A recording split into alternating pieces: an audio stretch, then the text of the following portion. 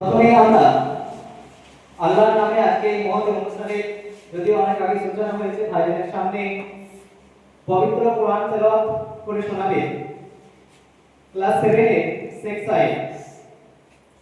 মঞ্চে আসার জন্য আমাকে অনুরোধ করছি, মঞ্চে এসে তুমি কোরআন তেলাওয়াত করবে।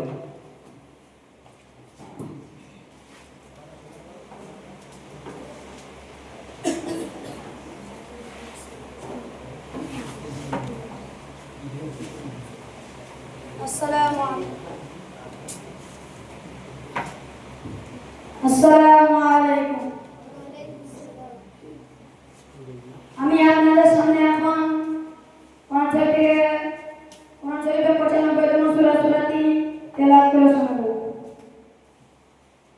আউযু বিল্লাহি মিনাশ শাইতানির রাজীম।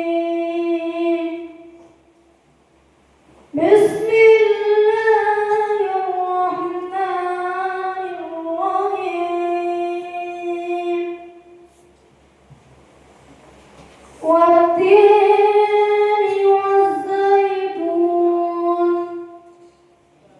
وطور سينين وهذا البلد الأمين لقد خلقنا الإنسان في أحسن تقويم ثم رددناه أسفل سافلين إلا الذين آمنوا وعملوا الصالحات فلهم أجر غير ممنون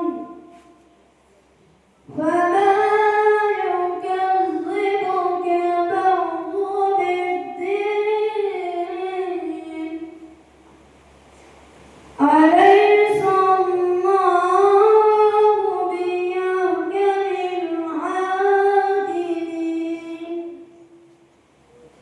صدق الله العظيم السلام عليكم জাযাকাল্লাহ খাইর। খুব সুন্দর তেলাওয়াত করেছে। এরপর আমাদের সামনে নবী দিবস উপলক্ষে নবী পাক হযরত মুহাম্মদ সাল্লাল্লাহু আলাইহি ওয়াসাল্লাম সম্পর্কে ইংলিশে বক্তব্য রাখবে ক্লাস 5 এর ছাত্র আলী আসগর। ক্লাস 4 এর ছাত্র আলী আসগর।